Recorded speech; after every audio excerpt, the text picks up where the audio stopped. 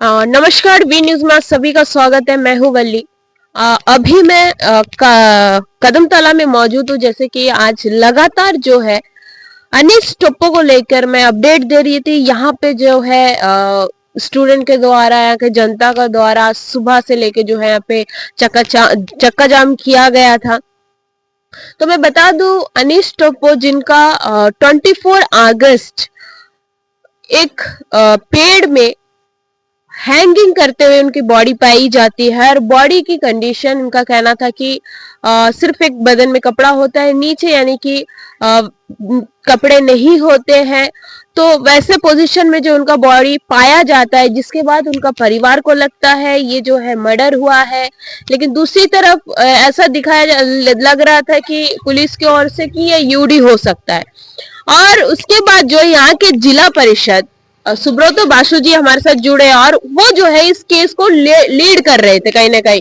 और उनका भी ये कहना था कि इस केस में जो है मर्डर ही हुआ है, जिसके बाद हमें पता चला कि इसमें जो है कार्रवाई अच्छे से शुरू हुई है। और अभी जो है हमारे साथ जुड़े हैं आज सुबह से, वो भी यहाँ पे मौजूद थे। अभी जानते हैं कि क्या रिजल्ट आया और इस केस के विषय के बारे में पूरा विस्तार से जानते हैं। पहले तो स्वागत करते हैं सर हमारे चैनल में। सर बताइए, ये जो हम सुबह से कवर कर रहे हैं, लेकिन अनिस टप्पू के बारे में क्या हुआ था उस दिन से लेकर कैसे क्या हुआ, सब डिटेल्स में थोड़ा सा जानना चाहेंगे। आपके दर्शकों सभी को नमस्कार। जी। दरअसल रविवार के दिन शाम के समय में हमारा यहाँ मार्केट डे रहता है, बृहस्पति और रविवार को। जी।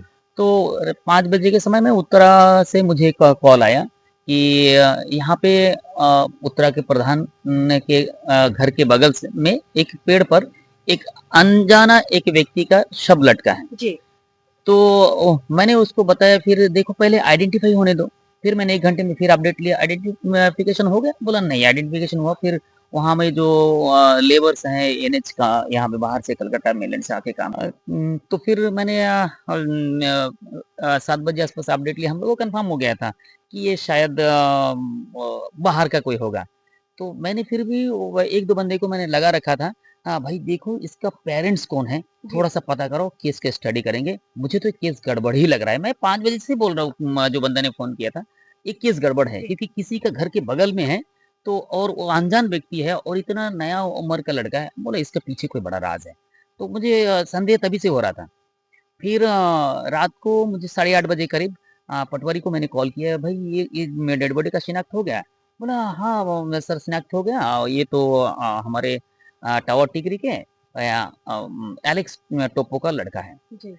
तो मेरा पाँव तले ज़मीन खिसक गया, क्योंकि मेरी एकदम बहुत क्लोज़ पड़ोसी है और वो छोटा बच्चा बचपन से मेरे आँगन में भी खेला, मेरे बच्चों के साथ में खेल के बड़ा हुआ। तो मैंने फिर तुरंत वो फ़ोन काटे बिना मैं अपना गाड़ी स्टार्ट किया और सीधा मेडिकल में पहुँचा। और आज जहाँ पे खड़े हैं अभी, जी। ठीक यहाँ पे यही इस पे बैठी हुई थी एलेक्स टोप्पो की वाइफ़ अनीता टोप्पो। तो उनसे मैंने बात की, भाभी हुआ क्या है?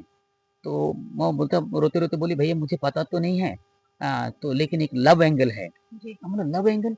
बोले वो पागल मंडल का परिवार, मतलब जैसे प्रधान का पिताजी का नाम पागल मंडल।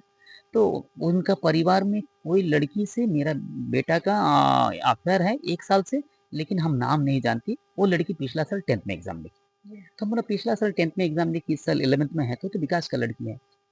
तो फिर मैंने और उस बोला ठीक है, इस एंगल को देखते हैं।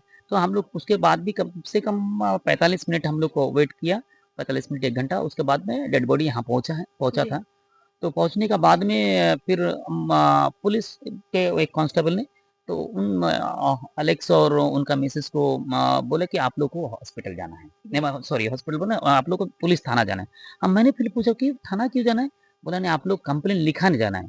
हम बोला आपको डेड बॉडी मिल गया, तो आपको खाली स्टेटमेंट लेना है ना, जी। तो अब केस तो आप खुद ही रजिस्टर करोगे और स्टेटमेंट यहीं आके ले लो। क्यों जाएगा वो? इतना लोग हैं, इसका लोग में इसमें शोक के अंदर में वो क्यों जाएगा? उसका बेटा का इस कॉम्प्लेक्स में बेटा का डेड बॉडी अभी भी मॉर्चरी में शिफ्ट नहीं हुआ, आप लोग ऐसे क्यों बुला? जी। फिर बोला ठीक है, मैं पैड लेकर के आता हूँ। तो पैड लेकर के आया, तब एलेक्स का स्टेटमेंट लिया। एलेक्स का स्टेटमेंट में एलेक्स तो इस विषय में कुछ नहीं जानता था, लव एंगल के बारे में उसको कोई नॉलेज ही नहीं था, क्योंकि वो बेटा है, वो माँ से शेयर करता था। तो ये बात तो उनका मिसेस मुझे बता ही दी थी।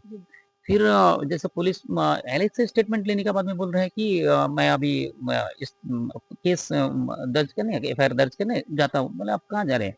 असली मसाला तो उनका मिसेस के पास में है। जी, आप इनका स्टेटमेंट लीजिए। तब तक मैंने पुलिस को बताया नहीं कि ये लव एंगल है। जी, तो फिर वो ऐसे फिर वो कहीं फ़ोन किया, फ़ोन करके फिर से स्टेटमेंट लेने उनका मिसेस को लेके बैठा है। तो मैं भी करीब में था, बगल ही में था। तो क्योंकि मुझे देखना था, मैं तो समझ ही गया था लव एंगल और उनका जो डेड बॉडी मिला है उसका माजरा क्या है। तो उतने में फिर पुलिस लिखते-लिखते पहले तो डिटेल्स लिखते, फिर लिखने के बाद में जैसा लिखा फिर मेरा बेटा का लव अफेयर था। जी, तो पुलिस ने तब वो पुलिस का जो बंदा लिख रहा था, वो बोला ये शब्द से मुझे थोड़ा परेशानी है। तो हम बोला आप शब्दों का चयन मत करिए, आप बयान लिखिए, बयान लिखना ऐसा होता है वो जो बोल रही है वही लिखना है आपको। तो फिर वो इंटरोगेट करने लगा, पुलिस वाला बंदा मुझे घूरा फिर उनको इंटरोगेट करने लगा। आप कैसे बोल सकते हैं अफेयर था? आपको कुछ दिखा? बोला हाँ, एक टाइम में मेरा फ़ोन उनका फ़ोन ऑफ रहने से कॉल डाइवर्ट में सारा मैसेज कॉल्स मेरा फ़ोन में आता था वो लड़की का। तो मैंने देखा उसमें आई लव यू वगैरह लिखा है। जी, तो तब तो पुलिस फँस गया और हम लोग काफ़ी लोग थे, तब उसको लिखना पड़ा। फिर लिखने के बाद में फिर वो लोग स्टेटमेंट लेके चला गया, हम लोग भी काफ़ी रात तक इंतज़ार करते रहे।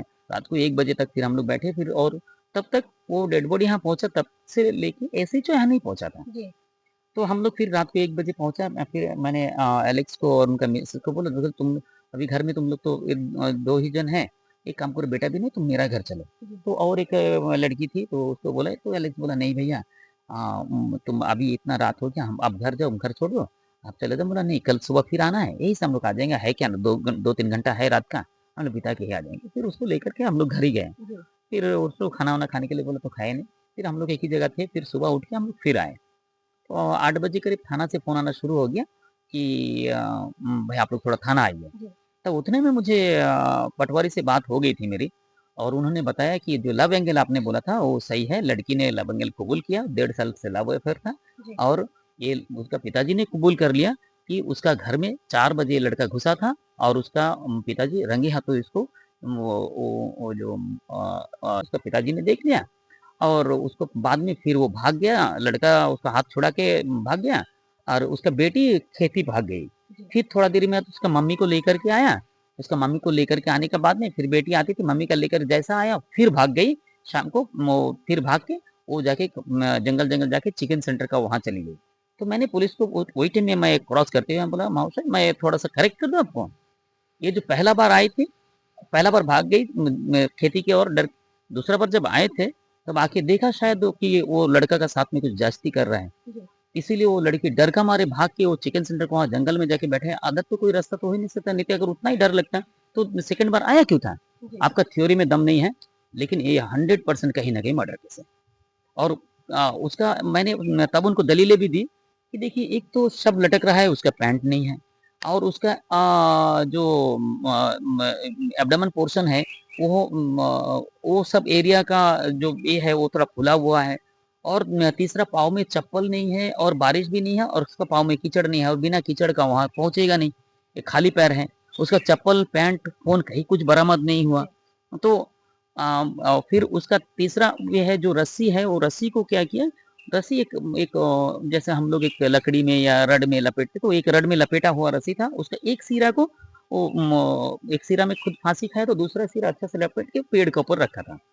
तब बोलो जो व्यक्ति पैंट लेना भूल गया, वो रस्सी लेके कैसा भागा? ज़रूर आपका घर से भागा तो रिटर्न आपका घर में रस्सी तो लेके नहीं आया लेने आया नहीं होगा और उसको रस्सी कहीं जब खेती में मिला नहीं होगा उस तरह अरेंज किया और रस्सी, तो रस्सी कहाँ से मिला? वो क्या अपना रस्सी लेके भागा? तो पुलिस उसका अपना दलील वो देने लगा। मैं दूसरी बात और एक एंगल में फिर सामने लाया। मतलब शाम से जब आइडेंटिफिकेशन नहीं हो रहा था 5 बजे से लेके हमको रात को 9 बजे तक इंतज़ार करना पड़ा कि आइडेंटिफिकेशन हो जाए, परेड हो जाए, है कौन? तो यही बंदा ने आपको फ़ोन करके बताया था कि एक डेड बॉडी मेरे घर के बगल में 5 बजे। तो ये बंदा फिर दूसरा दिन लव एंगल जब आया तब ऐसे बोलता है कि मेरा घर से ही भागा था। इसका मतलब आपको जब सूचना दिया था कि एक अनजान शव है, इसका मतलब वो गलत बोल रहा था। इसमें से प्रूव भी करता है कि एक कुकर्म उसी ने करके वहाँ पे उसको लटका दिया है। नहीं तो वो ऐसे ही बोलता था मेरा घर में ऐसा-ऐसा हुआ था, पुलिस को सूचना देने से ऐसे बोलता वो लड़का भाग गया, लेकिन थोड़ा देर में देखा हम सोचा घर भाग गया लेकिन देखा वो लटक गया। वो तो सूचना देने टाइम ऐसा देना था, वो तो सूचना ही दिया कि वो पहचानता नहीं कौन है। फिर उसका मोबाइल स्विच ऑफ कहाँ हुआ और वो मोबाइल कहाँ है? हम लोग को परसों कल तक तो हम लोग को बोला मोबाइल बरामद हो गया, चप्पल, पैंट बरामद हो गया, कल सवेरे थाना में बोला। लेकिन इसे जो आज डिनाई कर रहा है बोला मोबाइल बरामद नहीं हुआ। तो ये कल जो बोला हम लोग 5-7 लोगों के सामने बोला है कि मोबाइल, पैंट और चप्पल बरामद हो उसी के घर से।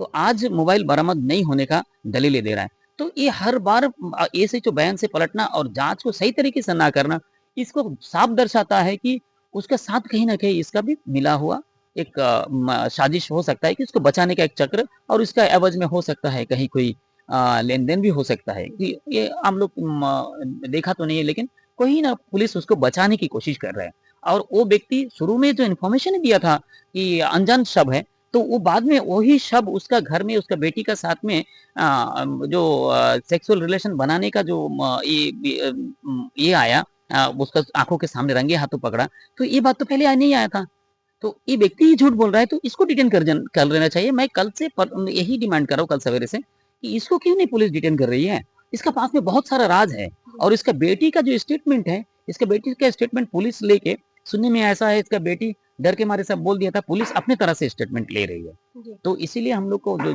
डिमांड था जांच टीम क्रिएट करना आज एसपी मैडम ने वो कर दिया है फिर एक डिमांड था हमारा जो पोस्टमार्टम सही तरीका से हो पहले हम लोगों ने डिमांड किया एक बोर्ड ऑफ डॉक्टर्स का में पोस्टमार्टम होगा तो हम लोगों ने कदमतला में डिमांड किया था लेकिन इंफ्रास्ट्रक्चर का कमी के कारण लैब वगैरह बाकी जो चीज़ें की कमी होने के कारण हम लोगों के सामने उन्होंने एक ऑप्शन रखा आपको बेहतर रिजल्ट चाहिए जैसे कि हमारा कोई क्रिटिकल बीमारी होता है तो हम पोर्ट ब्लेयर कोई अच्छे मेडिकल में दिखाते हैं ठीक उसी तरह हम लोगों को चाहिए एक रिपोर्ट हम लोगों ने एडमिनिस्ट्रेशन के सामने रखा कि देखिए ये लड़का को अगर मार के लटकाया गया कि वो लटक के मर गया ये चीज को जो लैब आइडेंटिफाई करके दे सकता है रिपोर्ट में हमको वही लैब में हमारा बच्चा को ये करना है आपका पोस्टमार्टम कराना है ये हमने डिमांड रखा था तो एडमिनिस्ट्रेशन ने आज फिर वो उन्होंने पोर्ट ब्लेयर का ये किया है तो हम लोग शुरू में राजी नहीं थे फिर एडमिनिस्ट्रेशन हम लोग को सभी को कन्विंस किया